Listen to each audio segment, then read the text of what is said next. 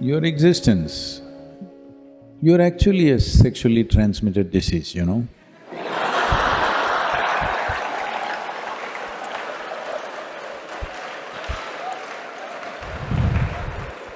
It is the basics of life, you are born because of that, I'm saying. Not your sexuality, somebody else's.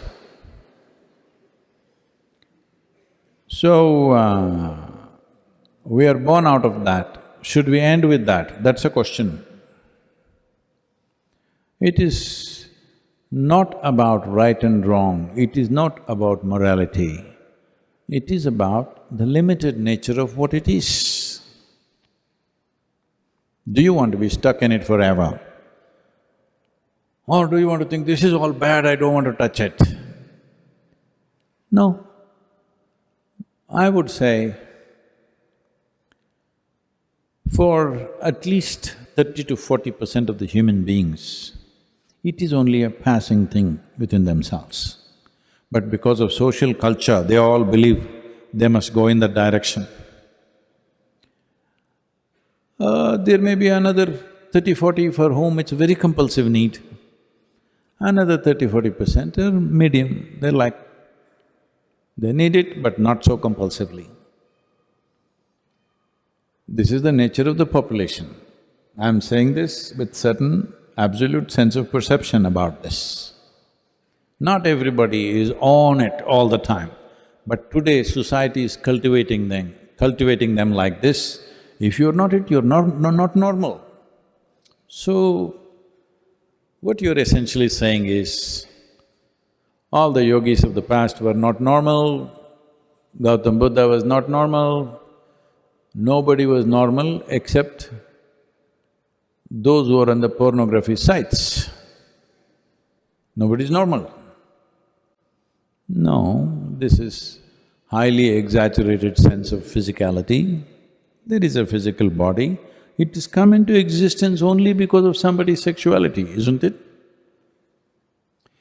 So, sex as a fundamental instinct in the body is one thing, it residing in your mind is another thing. That is happening because of a certain level of culture around you. That is happening because of somebody told you it is a sin, you should not think about it. It is just that there is a dignified way of conducting it. For that we created institutions, we created a certain level of commitment, because there is a fundamental need within a human being to conduct every aspect of our life with some sense of aesthetic, otherwise we will feel like animals. See, we eat, we can eat like this. When you're very hungry, you become like an animal. If you've not eaten for 5 days, you will eat like that with both hands. Like how… have you seen how a hungry dog will eat? Like that. A human being also will behave like that when the need becomes like that. Now, the same… but now we learn to sit properly. When you're very hungry, Sahana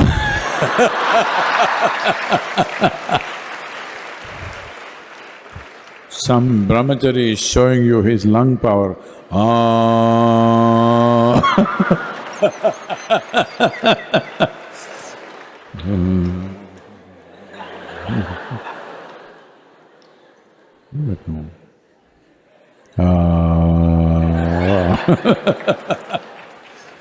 You would have done 3 ohms by the time he finishes om.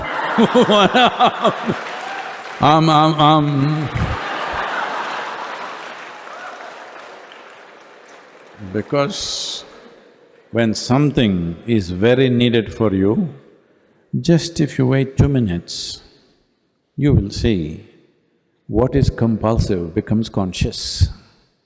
Food, sex, sleep and death. These are 4 things which are compulsive. A human being distinguishes himself or herself from animal nature just by conducting these aspects of life also consciously. That is when, if you do these things like any other creature on the planet, the moment you see somebody like that, you say, "Oh, he's like animal," isn't it?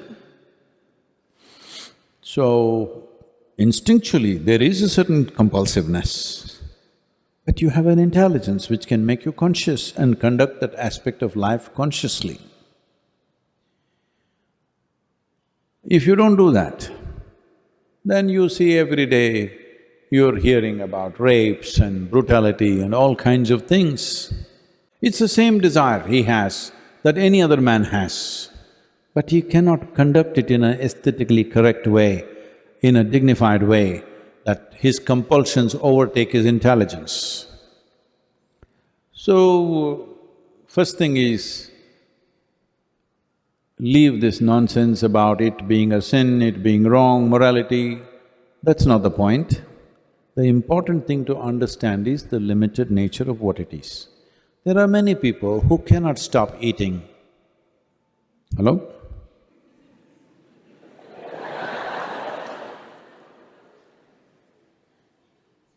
It's just a good thing about eating is, if you can't stop eating, it'll be immediately noticed by everybody who did not see you eating also. Similarly, there are some people with sexuality, there are some people who fall asleep wherever they are. Satsang is a good place.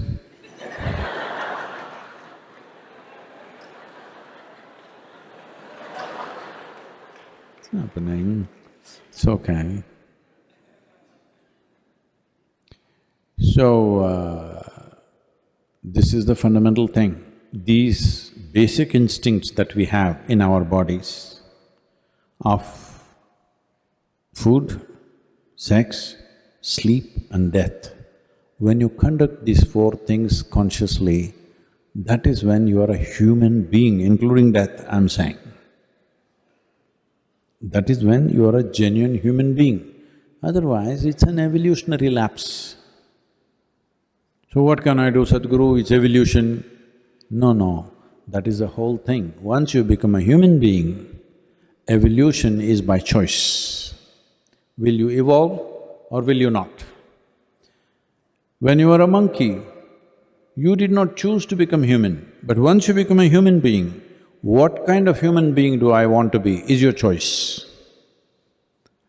At a certain moment of compulsion, you may think, I don't have choice. No, you have choice. You have not learned how to exercise that choice.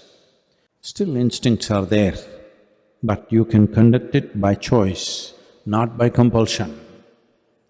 That's the difference. All of you are born out of sex, but should you live for this for the rest of your life? This is a choice. This is a choice. It is an element of your body, it is not the whole of it. It is an element of who you are, it is not the entirety of who you are.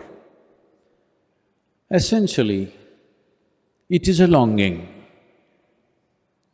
What we long for can be transformed, isn't it? When you were a child, you were longing for a peppermint. As you grow up, you long for something else. Right now, you're a young adult, you're longing for something. But longings keep changing, isn't it? This longing, will it change by the compulsions of time, or will it change by choice, by conscious choice? It is not about, you must give up this, you must give up that, you must become like this, you must become like that. There are also ways for that. That one who wants to transcend can transcend. It is not a giving up. If you transcend, you are free from everything.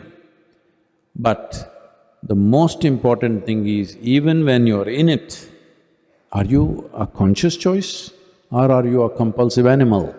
This is the thing, because the essential difference between a human being and animal is their instinctive reaction to life.